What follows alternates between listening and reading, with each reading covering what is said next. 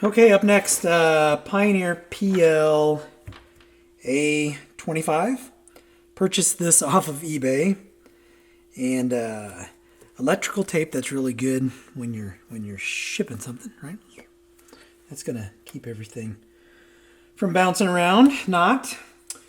So yeah, and I'm done buying turntables off of eBay. I cannot tell you the last time I received a turntable off of eBay that arrived undamaged. So I'm done.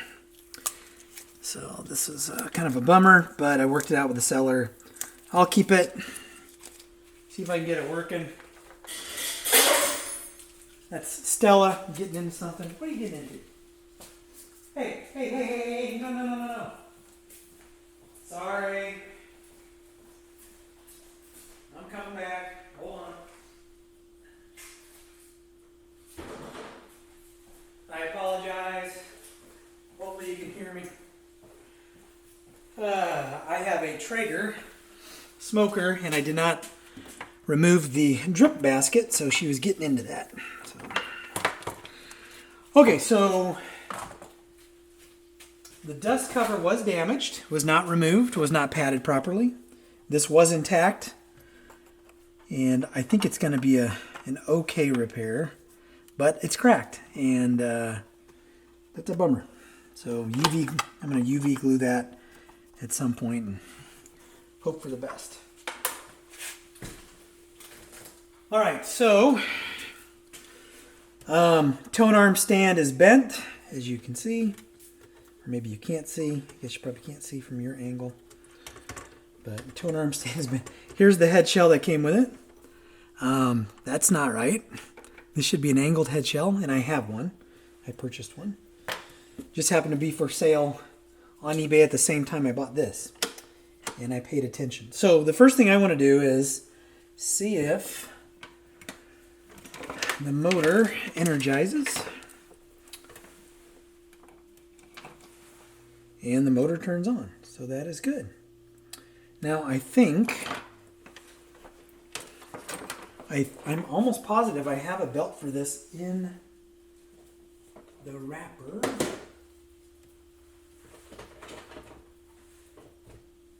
Yep. So I'm just off camera here going through my belts. I have one for, PLA 35, which I believe is the same one.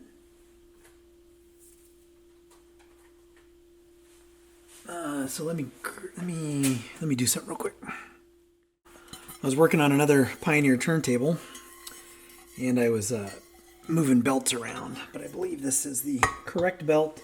It was not in the package, but I think this is the one that will fit this. Oops, I got it twisted, so.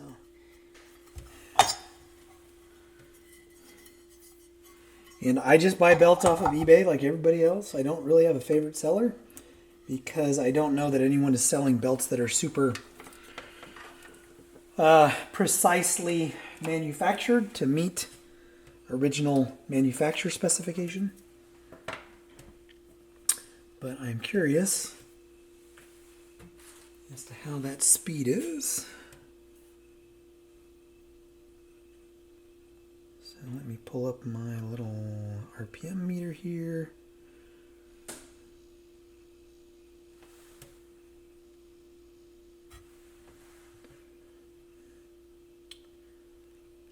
Okay, 33.6, a little fast.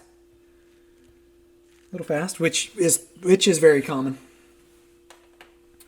on these. I mean, there are only a couple ways you can kind of dial the speed in, and this is before I've serviced anything, done anything to it, naturally. So let me check the function. Goodness. Oh, you know what I should do? Let me do this first. Let me grab the head shell that I got. I'll put that on there. And right now I'm really just interested in seeing what the operational status of this is. So here is the proper head shell with cartridge, the original Pioneer cartridge, which I think is super cool. The stylus is trashed on it though. I'll probably just replace this. But this is what should be on here.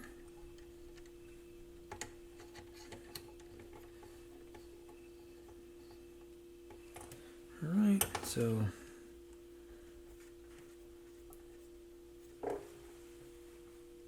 oh, whoops, I forgot. This is the screw-in type of counterweight. So anyway, it doesn't really matter. I'll just do this.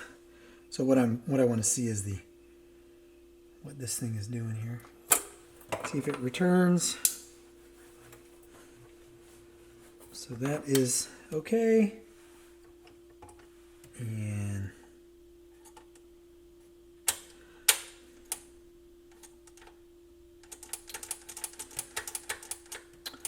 all right. So I pulled the bottom off of this, and I think what is happening is, and I want to do this, the switch,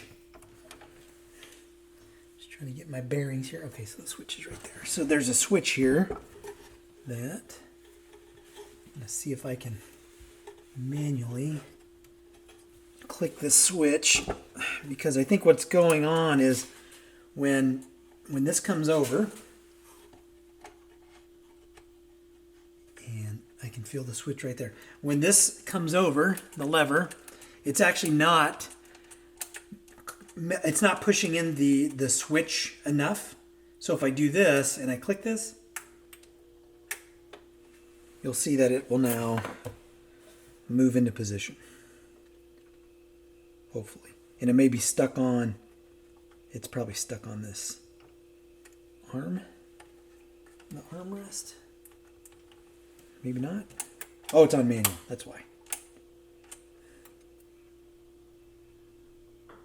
Okay, so there it shut off. Let's try this again.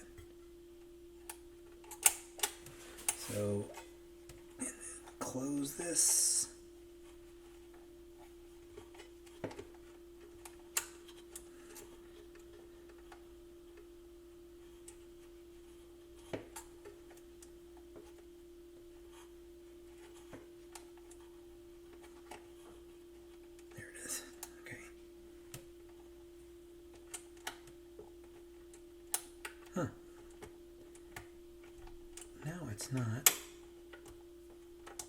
Now it's not working.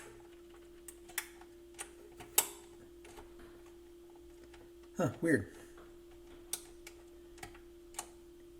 Now it doesn't want to work. All right.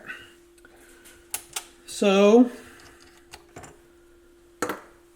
let's look at the bottom of this thing and see if we can figure out what's going on.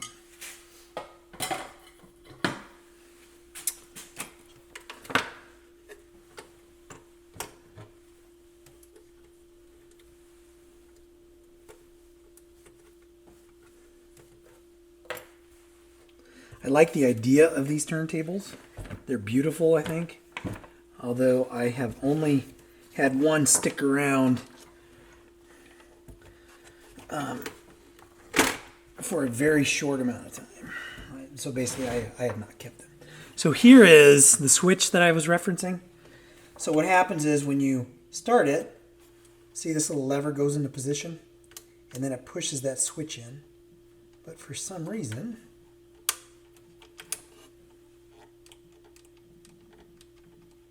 it's no longer, well, I don't have it plugged in, so.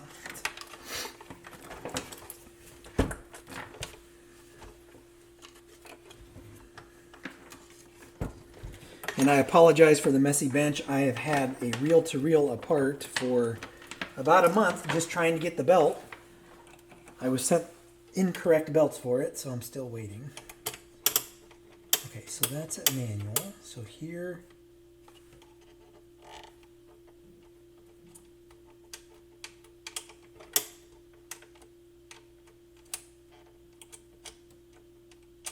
no, it's not turning on at all. All right. So first I want to take a look at this switch. I'm going to pull that out and see if I can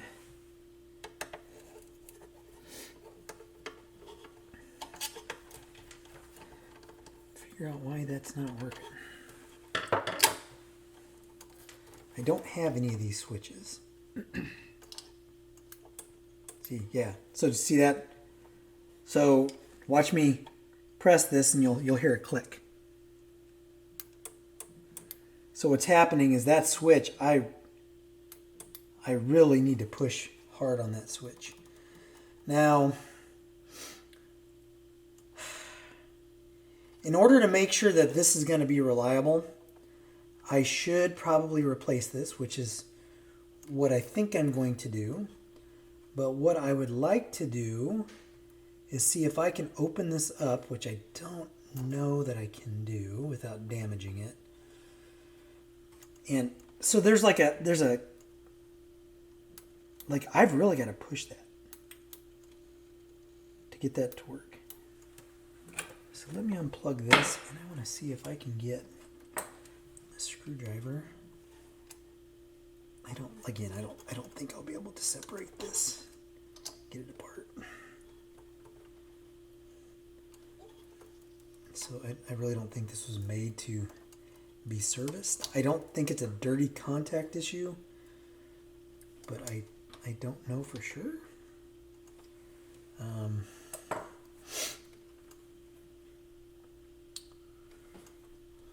Yeah, I think, oh, it looks, well, maybe.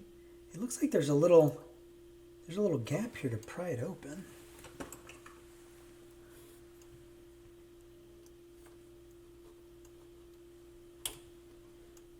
That might be a mark someone else left trying to do this as well.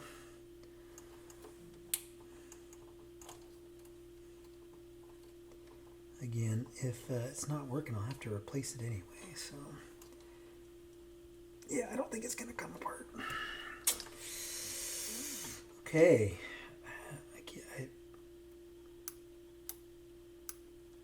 Again, I'm pretty certain I don't have a switch. I think I used my last one. Well, I'm gonna work on opening this just to see if I can get it open. And then we can look at the inside of it. I'll probably have to order one, so this may be as far as we get for kind of the initial segment. Maybe I'll just talk about re-gluing that dust cover back together. But I don't know that I can get that apart. So I'm going to fart around with this, and I'll pick it up here in a couple of minutes when I figure out exactly what I'm able to do with this thing. All right, so I was able to pry that apart without damaging the cover too much. One little piece fell off, right? That little tiny piece right there. But I want to show you what's going on. So what's happening is when I depress this button, and I want you to see if I have something I can use here. I use this little wrench thing here. But if you'll notice, when I push this down and it's flat, there's no click, right? There's no click there. So what I actually, to get it to work, now listen for the click and watch, right?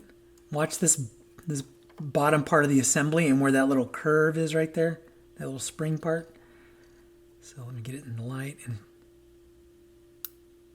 see how it pops up like that? But I have to push it down quite a bit. So I think what's going on is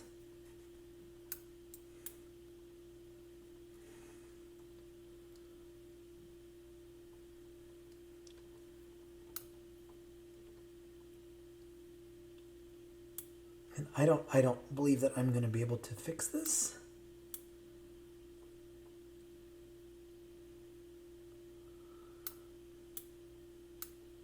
But I have to somehow change the point at which it releases that little middle piece there. And again, I don't know that there's a way that I can do that without probably really messing something up. I think what I might be able to do is change the angle right, of this little tiny, let me get my hand out of there, this little tiny piece here, right? Maybe I might be able to bend that up a little bit and make it to where I'm pushing this part down lower, right, without needing to push the button in too far, if that makes sense. So let me try that, although I don't know. It's so hard to see anything, and that's so small. The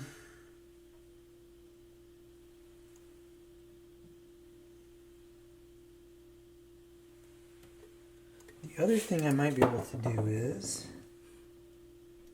and I'm just walking through this, just talking my way through this right now. I might be able to wedge something beneath this curved portion here, and that way it doesn't have to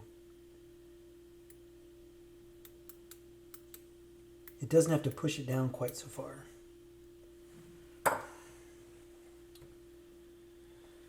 I don't see anything that's broken in there that would have caused that, but, and right now I'm just trying. This is one of the fun things, like, just, okay, can I figure this out without buying a new part? That's what I'm going for right now.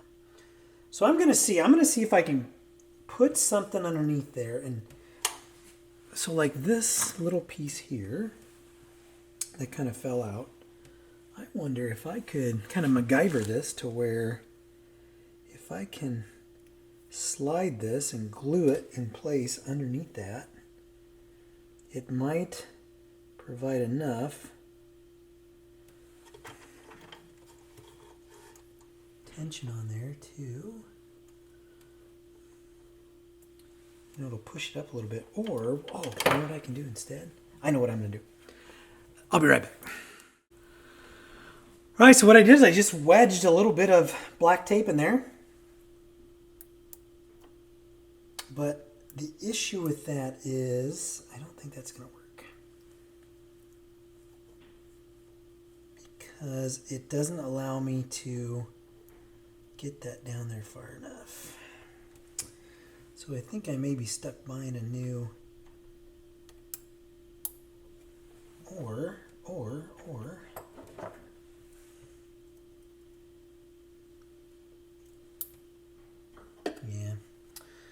yeah, I think I'm stuck with a new switch, because this does not appear to want to cooperate too much.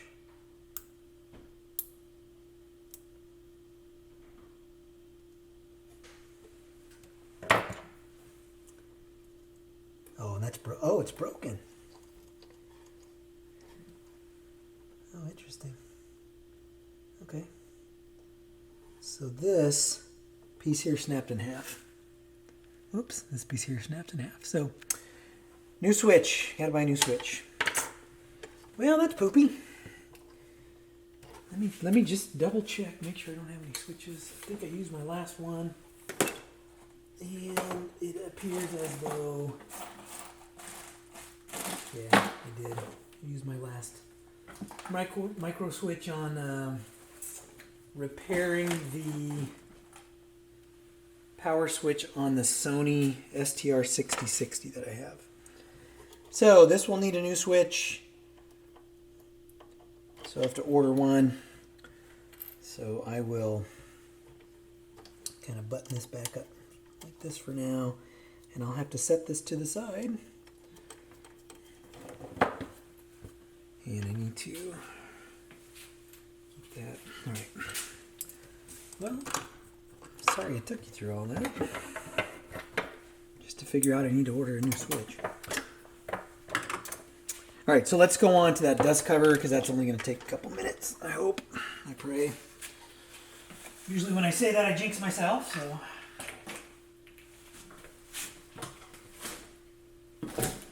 And again, I really like UV glue. Let me zoom out. And we'll talk about gluing this little piece back in here. I mean, it's either repair it or try to buy a new cover. And, you know, at least this is on the side in the corner, and there are no big chunks missing. There's a little bit of a chunk missing there. It seems to line up okay. So let's get some UV glue. I'm just about out. I may have to open up my other UV glue bottle. Alright, so let's get this on there like so. Yeah, this is just about out.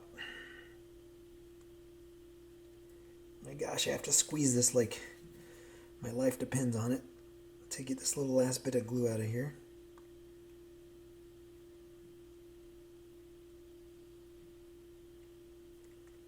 Oh man.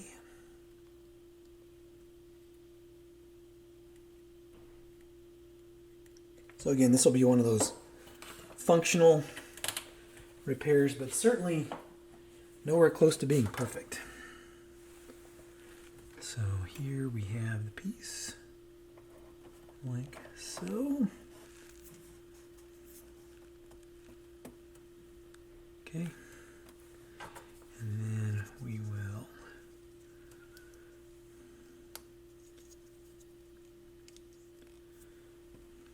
for some reason the little lock on this thing's not working. There we go. And just let it do its thing.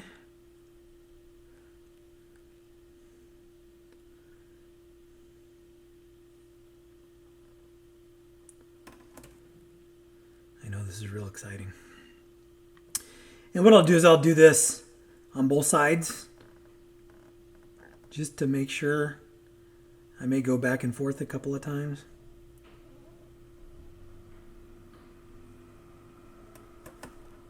But yeah, it's already in there pretty good. Seems to be holding okay. So again, not perfect, but you know, what do you do?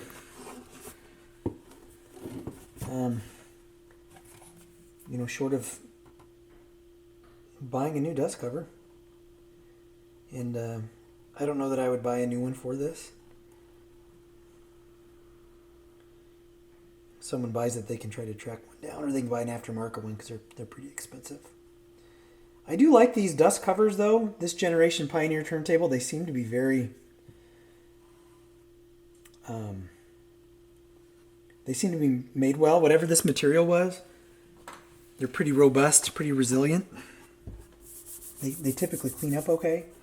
And that's got a pretty good scratch there, but you know, again, what can you do? What I may do is there's tape residue from that black tape on here. Oh gosh, man, I don't understand. All right, yeah, that's good. That repair's good. Not the prettiest, but it's functional. All right, so I think I'm going to wrap it up for this. Will be part 1 for the Pioneer PL A25. I'm going to go find a switch for this thing. And once that comes in, we will come back to it and install it. And then start working on this. I think in the meantime, I do have a little bit of time. I may just clean this dust cover up a little bit. You know what? Maybe I'll record that. I'll just speed through me cleaning this up.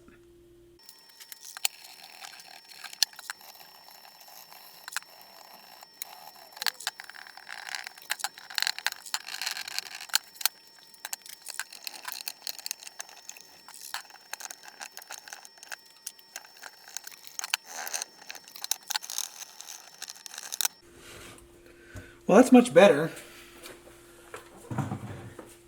I may buff this, but I don't know that it's going to really do much. It may pull some of these scratches out, but I don't think it's going to really do much for this, so I probably will not buff it out. But I reserve the right to change my mind, as I usually do. So I may do this. I may give this another kind of round of Windex and cleaning it up. But it's it's cleaner than it was. You know, again, this is it's not a real high-end turntable. But I'll just be stoked if I can get it working and get it out of my hair. That's the goal. But I'm done buying turntables off eBay because, but from Japan I've had a really good, experience. I guess I've only bought one maybe two. So the track record is there. They're more reliable. They know how to package these things a little bit better. But I did get this at a really, really, really good price, and then when I contacted the seller and said, hey, it's busted up pretty good, they just said, oh, I'll just refund your money and keep it. So I will try to get this running and get it into the hands of somebody that can appreciate it. So anyway, I'm going to wrap this segment up. So as always, if you like what you see, hit like, hit subscribe, and I'll catch you in the next segment.